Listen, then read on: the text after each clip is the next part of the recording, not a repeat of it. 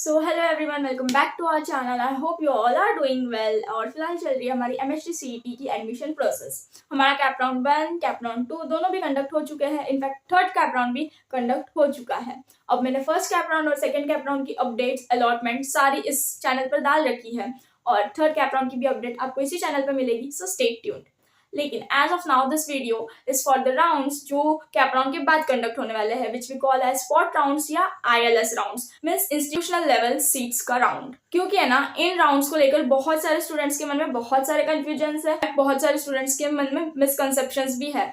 तो if you are the one जो ये सोच रहा है कि स्पॉट राउंड के थ्रू एडमिशन लेना है या इंस्टीट्यूशनल लेवल सीट्स पे जो डिपेंडेंट है, उनके लिए ये वीडियो है, सो वॉच टिल एंड। क्योंकि एंड में मैं ये भी बताऊंगी कि कैप राउंड के अलावा जो भी राउंड है, जैसे कि स्पॉट राउंड्स है, आईएलएस राउंड्स है, ये हम जैसे स्टूडेंट्स के लिए रिलायबल है या नहीं। बट ये जानने से पहले हम ये जान लेते हैं कि स्पॉट राउंड एग्जैक्टली क्या है। कैप राउंड कंडक्ट होने के बाद भी स्पॉट राउंड कंडक्ट करने की क्या जरूरत पड़ती है। तो फर्स्ट ऑफ ऑल तो ये जान लो कि कॉलेजेस के 80% एडमिशन, उनके 80% सीट्स जो है ना, वो कैप राउंड के थ्रू ही फिलअप होते हैं। वो सीईटी सेल के अंडर होता है और सीईटी सेल का काम होता है, सीईटी सेल की रिस्पॉन्सिबिलिटी होती है वो सारी सीट्स को फिल करना। तो अब ये होता है कि अगर उनकी 80% सीट्स जो है वो सीईटी सेल फिलअप करती है, लेकिन 20% सीट्स जो होती है वो उनके खुद के हाथ में होती है। तो जब वो 20% सीट्स का एडमिशन लेने का टाइम आता है, तब आईएलएस राउंड और स्पॉट राउंड जो है वो कंडक्ट किए जाते हैं। पिछले साल तक तो सीईटी सेल इसमें बहुत ज्यादा इन्वॉल्व नहीं हो रहा था, बट इस साल से ये प्रोविजन हुआ है कि सीईटी सेल की ऑफिशियल वेबसाइट पर भी आप आईएलएस राउंड के लिए अप्लाई कर सकते हो। पिछले साल तक ऐसा कोई भी प्रोविजन नहीं था, बट इस साल कुछ न्यू रूल्स आए थे, जिसमें से ये भी एक रूल था कि आप सीईटी सेल की ऑफिशियल वेबसाइट पर जाकर अपने सेल्फ लॉगिन में जाकर भी इंस्टीट्यूशनल लेवल सीट्स में या स्पॉट राउंड में आपको जो भी कॉलेज चाहिए उसके स्पॉट राउंड के लिए अप्लाई कर सकते हो। ये जो आईएलएस राउंड की जो एप्लीकेशन है ना, ये 25 जुलाई से स्टार्ट हो चुकी है। प्लीज नोट दैट कि ये 25 जुलाई से स्टार्ट हो चुकी है और इसका जो टाइम पीरियड है वो है 25 जुलाई से लेकर 1 सितंबर तक। आप इनके बीच में अप्लाई कर सकते हो, क्योंकि इन सीट्स के लिए भी अप्लाई करना ही पड़ता है। तो आप इनके बीच में, इस पीरियड के बीच में अप्लाई कर सकते हो। अगर अभी तक आपने नहीं किया है लेकिन आपको स्पॉट राउंड के थ्रू एडमिशन चाहिए, तो प्लीज उसमें अप्लाई कर दो। अभी ये हुआ है ना कि दो टाइप के स्टूडेंट्स है। एक टाइप का स्टूडेंट वो है जिसने ट्रेडिशनल मेथड फॉलो की है कि हर एक कॉलेज की, जिस भी कॉलेज में उसे आईएलएस राउंड के लिए अप्लाई करना है, उस हर एक कॉलेज की ऑफिशियल वेबसाइट पर जाकर उसने उनका एप्लीकेशन फॉर्म फिल किया होगा। सेपरेटली हर एक कॉलेज का एप्लीकेशन फॉर्म फिल किया होगा या फिजिकली जाकर किया होगा। ये हुआ एक टाइप के स्टूडेंट्स। एंड सेकेंड टाइप के स्टूडेंट्स, क्योंकि इस बार न्यू प्रोविजन आया है, उसके हिसाब से ऑफिशियल वेबसाइट पर जाकर उस पोर्टल में, एडमिशन पोर्टल में जाकर 3 लाइन्स होते हैं और जो लेफ्ट साइड में अपीयर करते हैं ना, उसके सबसे नीचे आपको ये दिखेगा आईएलएस राउंड का एप्लीकेशन जो है वो आपको वहां पर दिख जाएगा। तो वहां पर जाकर भी आप चॉइस फिलिंग कर सकते हो। वहां पर ये क्लियरली मेंशन होता है कि ये कैप का चॉइस फिलिंग नहीं है। तो फिर आप वो एक बार रीड कर लेना, जिससे आपको समझ आएगा कि ये आईएलएस राउंड के लिए है। और रिमेनिंग चॉइस फिलिंग वैसी ही होती है जैसे हम कैप राउंड में करते हैं। आप इंस्टीट्यूट सिलेक्ट करते हो, यूनिवर्सिटी सिलेक्ट करते हो, प्लेस सिलेक्ट करते हो, उस हिसाब से ना सारे ऑप्शंस आते हैं जहां जहां पर आप आईएलएस राउंड के लिए अप्लाई कर सकते हो। फिर आपको वही सारे ऑप्शन सिलेक्ट करना है जहां पर आपको अप्लाई करना है और आपकी पूरी लिस्ट बनकर रेडी हो जाएगी।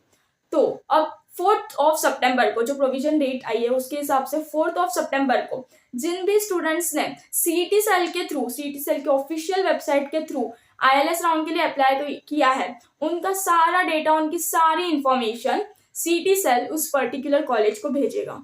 अब जिन स्टूडेंट्स ने सेपरेटली हर एक कॉलेज में अप्लाई किया है, उनका डेटा प्लस सीईटी सेल के थ्रू जो डेटा ट्रांसफर हुआ है, वो सारा डेटा मिलाकर एक मेरिट लिस्ट बनती है। अगर आप सोच रहे हो कि इसमें रैंडमली एडमिशंस होते हैं, तो प्लीज यू आर रॉन्ग।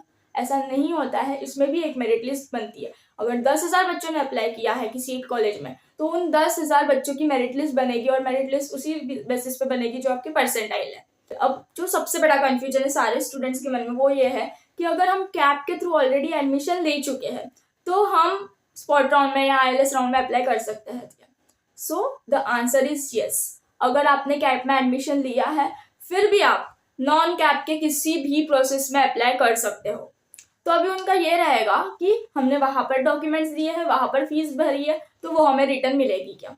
तो अभी इसका एक सिंपल सा आंसर है। देखो, अगर आप 11 सितंबर, ये भी प्रोविजन डेट है, 11 सितंबर से पहले जिस भी कॉलेज में आपने कैप के थ्रू एडमिशन लिया है, जहां पर आपने खुद के डॉक्यूमेंट सबमिट किए हैं, जहां की फीस पे की है, अगर उस कॉलेज में जाकर 11 सितंबर से पहले आप सब कुछ आपका रिटर्न ले रहे हो तो आपको पूरी फीस रिफंड की जाएगी, एक्सेप्ट 1000 और 2000 रुपीज जो कट किए जाएंगे वहां पर, और आपके डॉक्यूमेंट सारे दे दिए जाएंगे।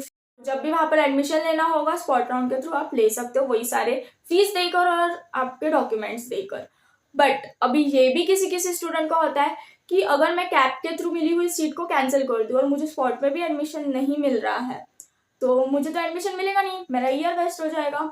तो इस केस में आप क्या कर सकते हो ना कि एक अच्छा ऑप्शन ये है कि जिस भी कॉलेज में आपने कैप के थ्रू एडमिशन लिया हुआ है ना, उस कॉलेज में जाकर आप रिटेंशन कॉपी ला सकते हो आपके डॉक्यूमेंट्स की।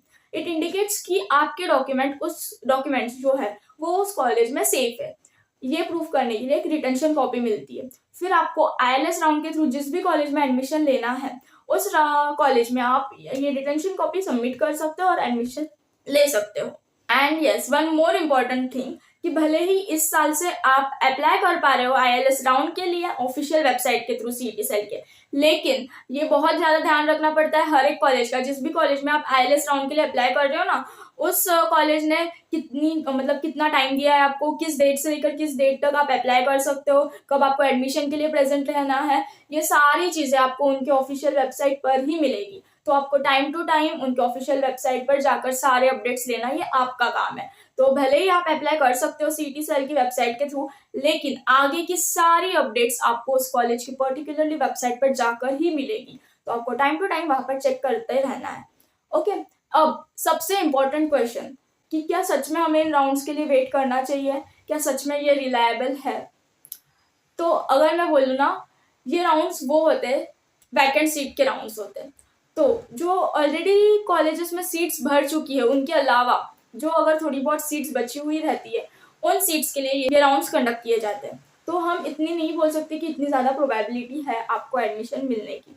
और अगर आपको एडमिशन मिल भी रहा है, क्योंकि बहुत सारे बच्चों को मिल भी जाता है, तो अगर आपको एडमिशन मिल भी रहा है तो भी इस बार से ना, मोस्टली इस बार से ये हुआ है कि CET सर ने सब कुछ इन पे छोड़ दिया है, इंस्टीट्यूट्स पे छोड़ दिया है कि आपको जितनी फीस डिमांड करनी है ना आप डिमांड कर सकते हो। पहले कुछ डोनेशन वाला सिस्टम होता था, बट अभी ऐसा है कि इंस्टीट्यूट्स 1x 2x 3x इतनी फीस भी आपसे चार्ज कर सकते हैं। जब आप कैप के थ्रू एडमिशन लेते हो ना, तब आपको सारे स्कॉलरशिप के बेनिफिट्स मिल सकते हैं जिसमें भी आप एलिजिबल हो। अगर आपकी कास्ट है तो आपको कट ऑफ कम होता है, आपकी फीस कम होती है, और अगर EWS सर्टिफिकेट है तो भी फीस कम हो जाती है। और भी बहुत सारे बेनिफिट्स हैं गर्ल्स स्टूडेंट्स के लिए जो बेनिफिट्स होते हैं, और भी जो जैसे स्कॉलरशिप्स हैं उसका बेनिफिट ले सकते हो कैप के थ्रू। लेकिन आप नॉन कैप एडमिशन जब भी करवा रहे हो, ILS राउंड में जब भी अप्लाई कर रहे हो, तो माइंडेड कि आपको कोई कंसेशन नहीं मिलने वाला है फीस में। इनफैक्ट आपको ज़्यादा फीस लग सकती है, और कई बार ओपन वालों की फीस लगती है। आपके पास कोई भी कैटेगरी हो, मैटर नहीं करता है, आप SC से हो, ST से हो, OBC से हो, VJNT से हो, कहीं से भी हो, आपको ओपन की फीस ही देनी पड़ती है। तो मुझे तो नहीं लगता है कि ये इतना रिलायबल है। अगर मैं होती तो मैं कैप के थ्रू मुझे जो कॉलेज मिल रहा है, भले ही वो भी एवरेज हो, तो मैं वो ले लेती और मैंने खुद के डेवलपमेंट पे फोकस करती, स्किल्स डेवलप करने पे फोकस करती, ताकि उसका आउटकम अच्छा हो। मैं मेरे एंड से मेहनत डालती, एफर्ट्स पुट करती उसमें, बट मैं स्पॉट राउंड पे कभी भी डिपेंडेंट नहीं रहती। और एक चीज़ है इसमें कि हर एक कॉलेज में जब आप अप्लाई कर रहे हो ना ILS के लिए, तो वो लोग भी उनकी फॉर्म का 1000-2000 रुपीज़ चार्ज करते हैं। तो अगर सपोज आपको 10 कॉलेज में भी अप्लाई करना है तो आपको उसके लिए भी 5 फिगर में स्पेंड करना पड़ता है। फॉर्म के तो 1000-2000 रुपीज़ ले ही रहे हो, प्लस आप फीस भी डबल ट्रिपल बता रहे हो। तो ये जो एजुकेशन का एक्सपेंस होने वाला है ना, इसमें मुझे कहीं पर भी नज़र नहीं आ रहा है कि ये सही है करके। तो हाँ, अगर कोई एफोर्ड कर पा रहा है और उसको उसका ड्रीम कॉलेज मिल रहा है स्पॉट राउंड के थ्रू, तो बहुत अच्छी बात है। देन इट इज़ 100% रिलायबल, एक अपॉर्चुनिटी, एक और चांस है कैप के अलावा अगर आपको कैप में नहीं मिला है तो। But if you belong to a middle class background, तो I don't think that it is much reliable. अब आपको आपका आंसर मिल गया होगा, बट स्टिल आपको और भी कोई डाउट्स है, और भी कोई मिसकंसेप्शंस है स्पॉट राउंड के रिलेटेड, ILS राउंड के रिलेटेड, तो let me know in the comment section. It is open for you all. So मिलते हैं अपने नेक्स्ट वीडियो में, लेकिन यस, चैनल को सब्सक्राइब करना बिल्कुल भी मत भूलना। Bye bye.